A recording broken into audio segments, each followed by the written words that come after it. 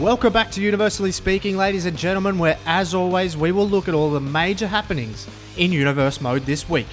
We kick today's show off with some major breaking news regarding the Tag Team Championships, and it is that Shane McMahon and JBL have both signed off on the Tag Team Championship match for Backlash.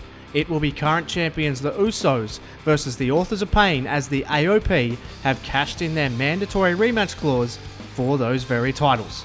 This match promises to be one of the highlights of the show and gives the Usos the first, and perhaps the last, challenges for their belts, as the AOP have been so dominant. Over on Smackdown Live this week, we saw an epic main event when recently traded Dean Ambrose did battle with Kyle O'Reilly. Ambrose and O'Reilly stole the show with their performance in what was a classic tussle, with Ambrose eventually coming out the victor. It was after the match though that Mr. Money in the Bank Adam Cole would make his presence felt, getting one back on Ambrose, who the week prior had come in to save the WWE Champion Kevin Owens from an inevitable cash-in from Cole. Cole's party would be cut short, however, by the aforementioned champion, and Owens would subsequently lay out the briefcase holder in a direct message to the entire locker room.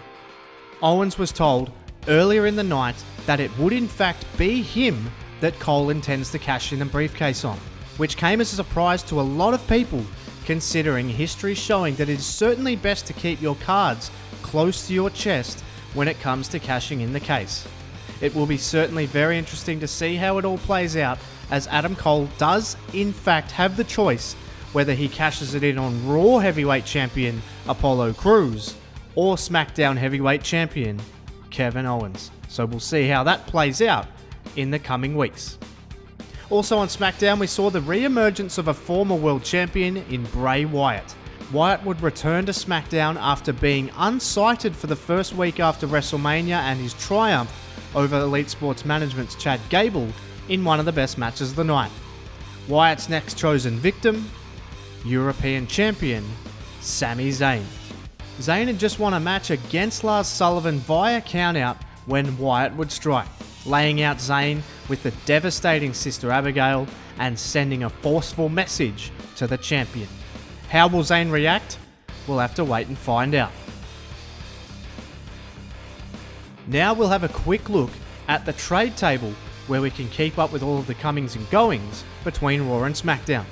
The trade period will be running all the way up until the conclusion of Smackdown Live before Backlash, so there is plenty of time for more movement between the two brands. As you can see here, John Cena has been traded to SmackDown Live for Roman Reigns, Tyler Breeze has been traded to SmackDown Live for Roderick Strong, and then the unknown, Samoa Joe, has been traded to Raw. That we do know, but it is still yet to be revealed exactly who from Raw is going to SmackDown.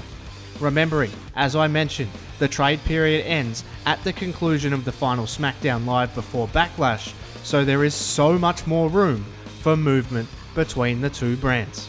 Stay tuned to the channel for more on this. So now we are going to hear from you as we launch into Socially Speaking this week. We're going to have a look at the reaction from this unbelievable moment. He's going to go to the top rope. Could we be on the verge of an upset here? Gallagher wants to do him feet. Bobby Roode's in trouble. Bobby Roode is reeling. Gallagher leaps. Oh my God! Oh my God! He leapt off the top rope and got spiked. Look at him looking down at... What is he doing here?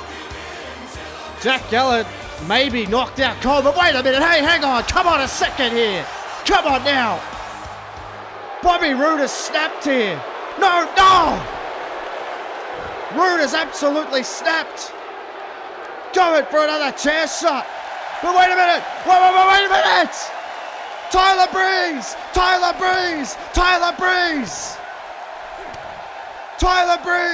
Going after Bobby Roode. Tyler Breeze arrives on Smackdown Live.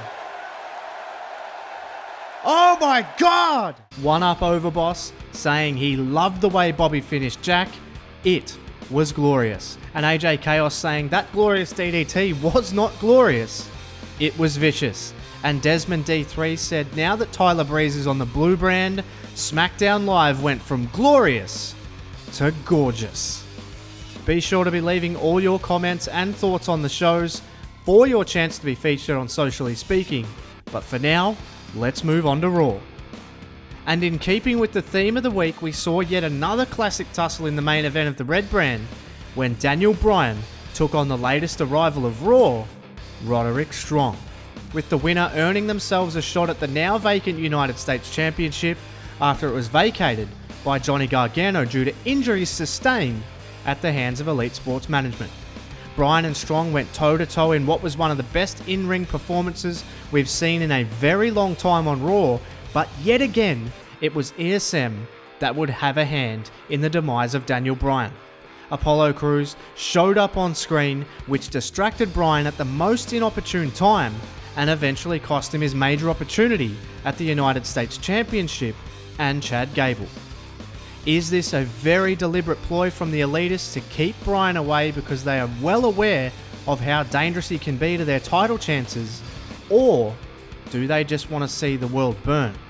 I would suggest that it's a mix of both of those factors, but this will be one of the more interesting situations to watch play out over the next few months, as now we know Roderick Strong will be taking on Chad Gable at Backlash for the United States Championship. Also on Raw, we've finally got some answers as it pertains to the breakup of everyone's favourite trio, The Shield. Roman Reigns took to the microphone this week to explain his actions, and it was somewhat straightforward.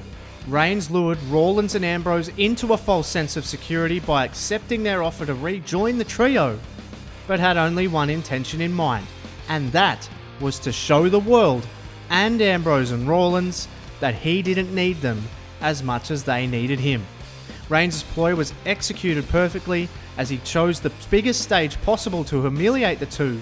This, however, was never going to sit well with Rollins, who took his chance to get one back on Reigns this week as he brawled all over the ring and to the outside.